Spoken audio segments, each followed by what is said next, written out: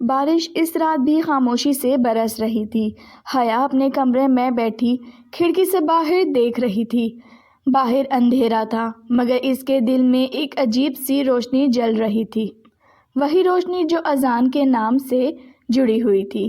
اس کے ہاتھ میں وہی گلاب تھا جو اذان نے دیا تھا، تھوڑا سا مرجھا چکا تھا مگر اس کی خوشبو اب بھی دل کو چھو رہی تھی۔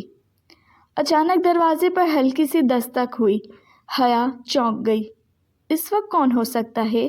اس نے دروازہ کھولا تو سامنے زیان کھڑا تھا، بارش میں بھیگا ہوا، آنکھوں میں بے قراری اور چہرے پر سنجیدگی۔ حیا کا دل زور سے دھڑکا۔ اس وقت؟ اس نے دھیمی آواز میں پوچھا۔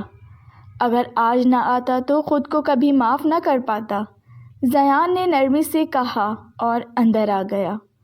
کمرے میں خاموشی چھا گئی، صرف بارش کی آواز سنائی دے رہی تھی۔ زیان نے حیا کی طرف دیکھا، ایسے جیسے وہ اس لمحے کو ہمیشہ کے لیے یاد میں قید کرنا چاہتا ہو۔ امی ابو چاہتے ہیں کہ میں یہ شہر چھوڑ دوں، ہمیشہ کے لیے، اس نے آہستہ سے کہا۔ یہ سن کر حیا کے قدموں تلے زمین نکل گئی۔ اور تم؟ اس کی آواز کانپ رہی تھی۔ میں نے ان سے کہہ دیا ہے، اگر جانا ہوا تو میں تمہیں ساتھ لے کر جاؤں گا، زیان نے اس کا ہاتھ تھامتے ہوئے کہا۔ میں تمہارے بغیر کہیں نہیں جا سکتا۔ حیا کی آنکھوں میں آنسو آ گئے مگر لبوں پر مسکراہٹ تھی۔ یہ محبت آسان نہیں ہے زیان، مگر سچی ہے، اس نے فوراً جواب دیا، اور سچی محبتیں آزمائشوں سے نہیں ڈرتی۔ اس لمحے زیان کے فون پر ایک پیغام آیا۔